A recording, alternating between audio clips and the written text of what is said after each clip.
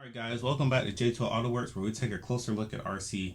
I'm your host Ryan. In today's video, we're going to tear down what we identified was incorrectly installed differentials and potentially motor or gears in our RC car here, preventing us from getting the good e-brake drifts, or in racing just being able to slow down appropriately without causing your car to do 180.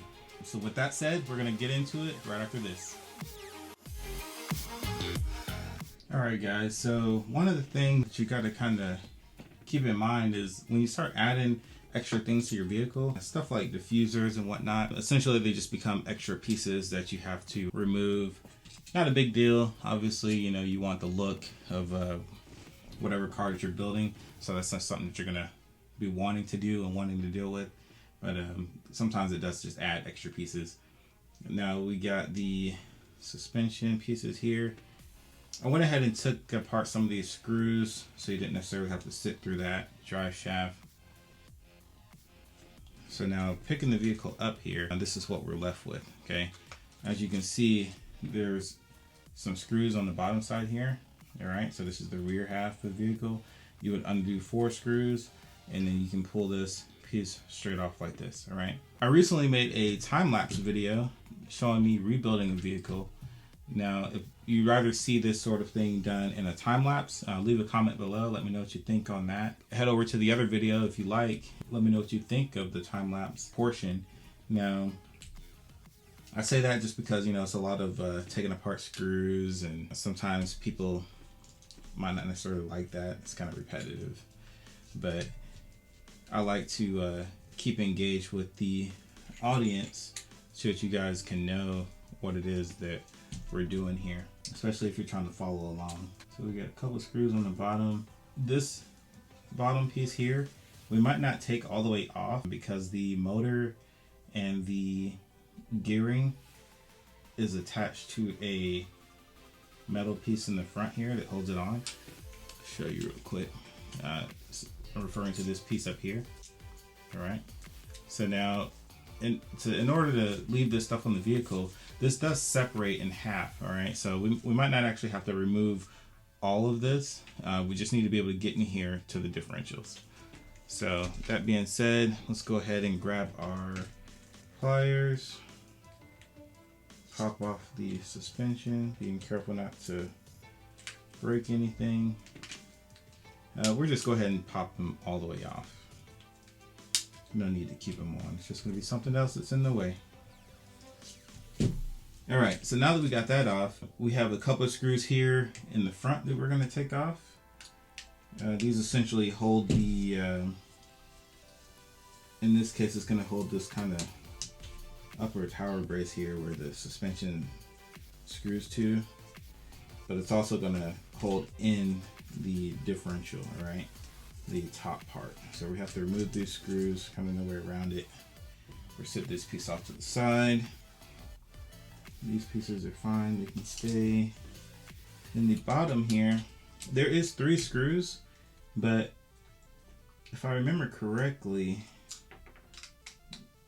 you only have to take out the side. See if I was right. Nope, I was wrong.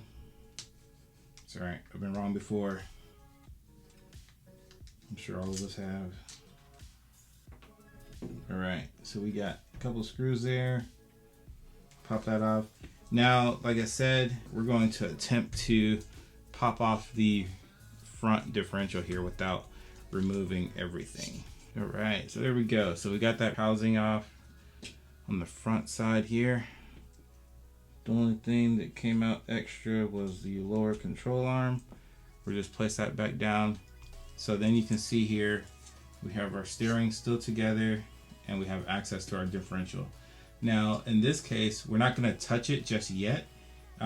Since in the last video, we talked about the car not coming to a complete stop and not having the e-brake or necessarily correct brake functions that we're looking for. We're going to go ahead, put the front down and jump straight over to your rears.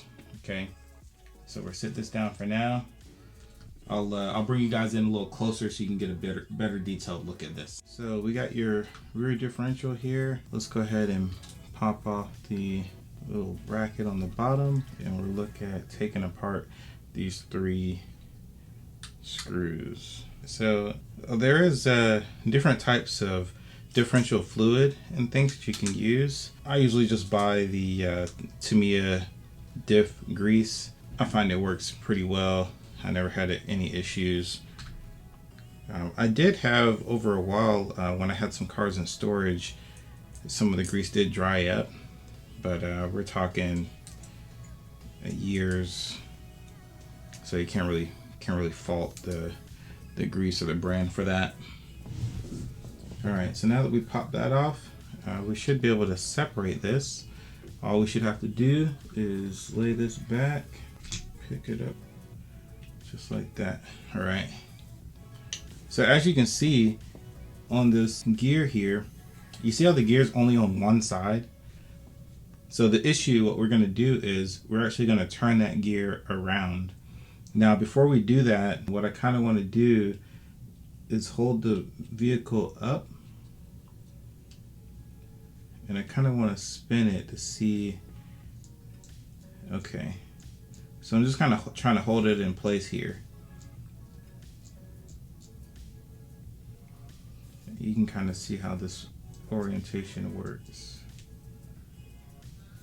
So what I'm going to do is I'm going to spin this around. What we're going to do is we're just going to spin it around. So we're going to have to take off one side here. You can sit this down. We're going to take this up, let that gear kind of float there, and all we're going to do is turn it around.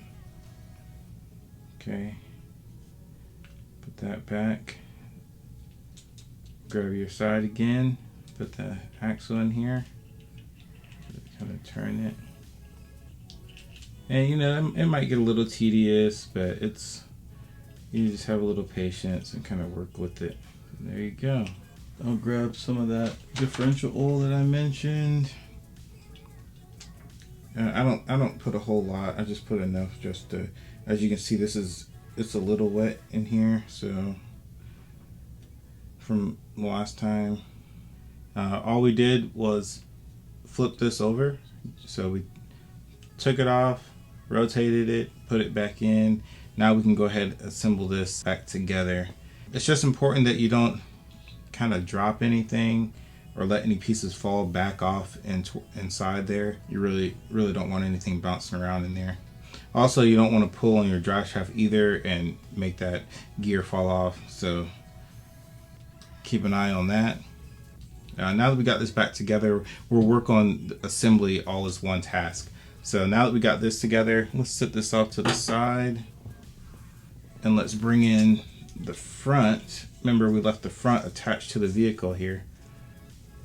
So we have another gear up here. All right, now this particular gear, we're going to do the same thing.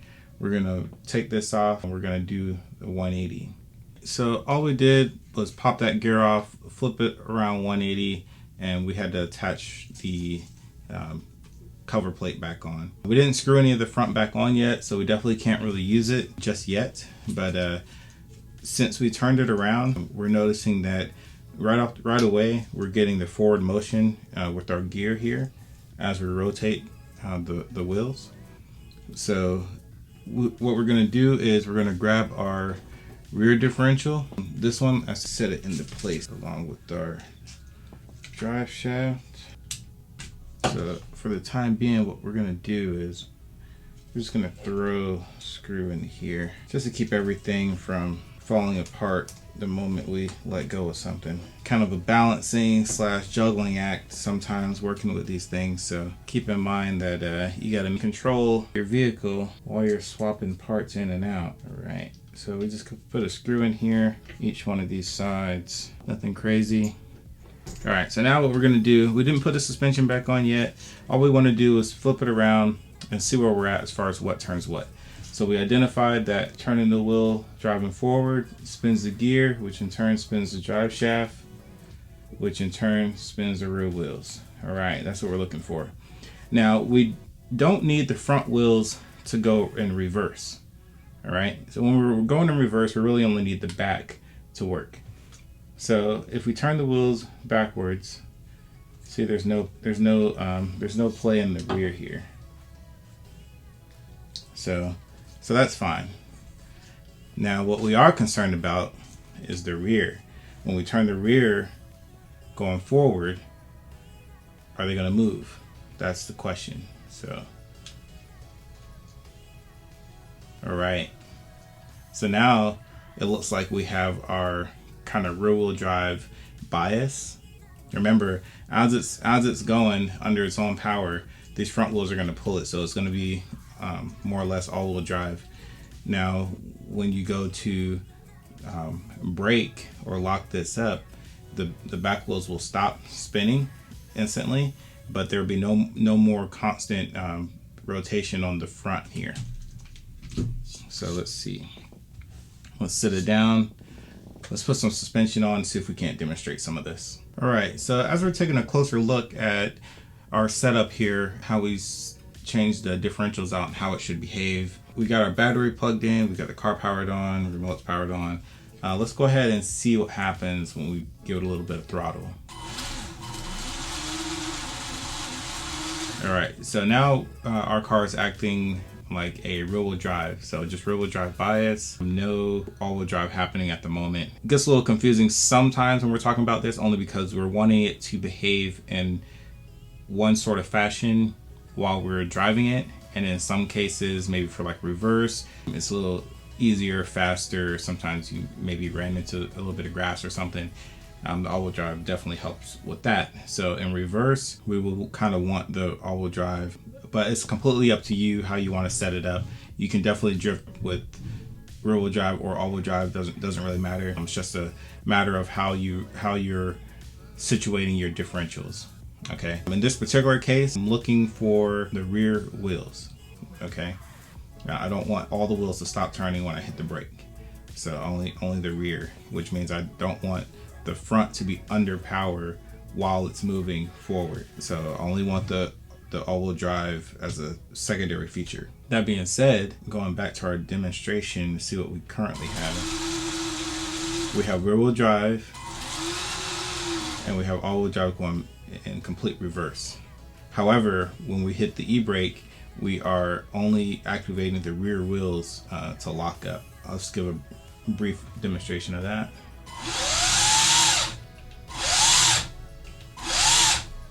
Okay, so that's exactly how I want this to work for now. So let's go ahead and pop off the car, turn off the remote. Now that we have everything situated, we'll do a final look over as we're installing components, making sure that everything is seated, all the suspension bits are in the right area, so we don't accidentally forget anything, and then we'll get it put back together. All right, taking a closer look at the components that we can put back on. Let's go ahead and make sure that everything we have can be lined up. So we got on the front side here, we got a couple of screws. As you're screwing these things on, it's a good idea to go ahead and get most things started, but not necessarily finish up the full torque on it until you're sure you got everything in its correct place. There's some pretty cool cars out there.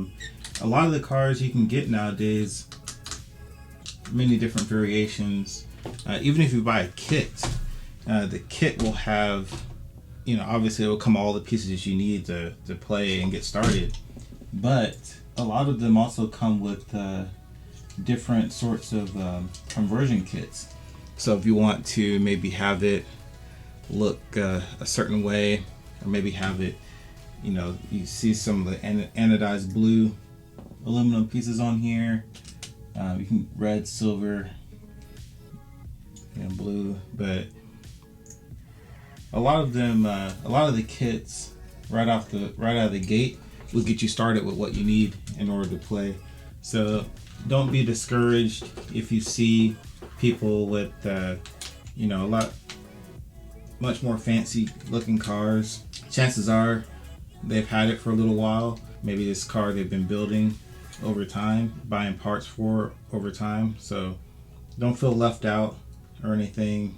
Just kind of start with what you can, and usually it'll work out from there. This particular car started its life as a Tamiya TT01. Nowadays there's the TT02. It's a car that I recommend for beginners, novices, mainly because, you know, it's a really entry-level car.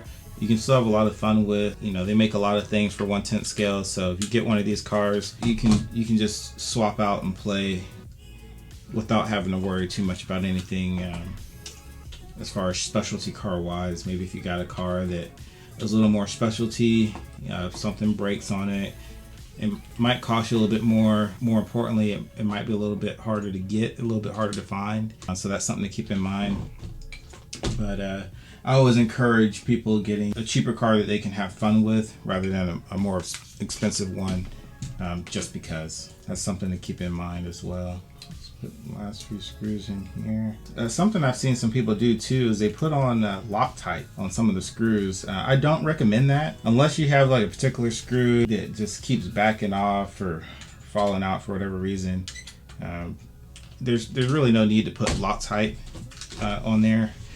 It's really just going to make it a huge pain when it comes time to remove the part. So in the front here we have our front column for upper suspension. So we can go ahead and screw that on as well. This is one of those pieces. You can go ahead and screw this all the way down because there's nothing else attached to this except for the suspension, which goes to 2 fixed points. So, all right, so you got that on. So it looks like we're done with the front. Let's go ahead and pop on. I usually use the pliers for the suspension here. Sometimes if you're using other things, other tools, you can kind of bend this top piece is just plastic. You can get metal ones and stuff, but ones that screw on. But these top ones are plastic here, and sometimes you can break them. So I like to just try to get as much even pressure on there. Go ahead, flip that upside down. In a later episode, I might have to change the suspension, go to something a little different. We'll take a look at that. All right, so we got the front. We got the front all set up there. Let's try to focus on the back here. Just got a couple of screws, hold specialty pieces like this on. So once we get done here, we pretty much got everything taken apart, flipped, got all our hardware back together. So there's really not going to be a lot left to do except for to go give it a shakedown and start having some fun, guys. We'll get this screwed down here. I'll go ahead and screw these pieces down all the way. Again, there's nothing, the differential case is already attached to the car, so there's nothing really stopping us from screwing these down. Let's take a quick second to pop on the suspension. Turn this around so you guys can get another look. Bring that little control arm up to meet this little ball joint here. Go ahead, pop that on. Same on the other side. Alright, so now we got our suspension together. We can go ahead and move our little tray off to the side. Alright. This last piece here is your diffuser. Now, a lot of the times, like I said, extra pieces like this, they don't really serve a huge purpose or anything. It's not like the car's going fast enough to really use this. But you have to keep in mind that when you add stuff, it usually uses other screws to belong to something else. So in this case, this belongs to this upright here, going through this and holding the rear differential cover on securely. Okay, so you definitely, if you're not going to use a diffuser, you definitely got to put the screws back regardless. Alright, so that about does it. We got everything put back together here. We have our front wheels that don't have their own power while moving forward, alright, and moving backwards, they do. We tested our e-brake function, or braking function, so that definitely works. So this car is set up to be a rear-wheel drive drift car. So putting the battery back on, we'll take a look at our body options, and then the next video we'll try to see if we can get this out on the road and give it a couple laps, or maybe try to set up some cones and see what it can do around a couple of cones. All right, guys, I appreciate you coming and spending the time with me here. A little bit of a slower episode today. We kind of went through changing these differentials, taking the car apart in real time instead of the time lapse. So like I said, leave a comment below if you enjoyed the time lapse as far as putting the cars together, and maybe we can leave the building process maybe in a time lapse. But let me know what you guys think if you like that video. Let me know what you guys think if you like this style, the little slower videos where we actually cover the taking apart in real time. I know there's a couple of gaps there, but it's just because some of the times when you're working on this, you have it kind of down and you're kind of trying to use hands that you don't have, so to speak, to hold things together. I know a few of you know what I mean when you're trying to build these things. So I apologize for that, but I think we did a good job in getting most of the facts down, most of the coverage, showing you guys what you need to see. So I hope you can use that to your advantage. Stay tuned. In the next video, we can take this car out and the other one that I built in the time lapse. We can take those out, see how they perform, set up some cones, do a all-wheel drive versus rear-wheel drive sort of test. A couple other things, you know. So stay tuned, stay subscribed, and I'll catch you in the next video.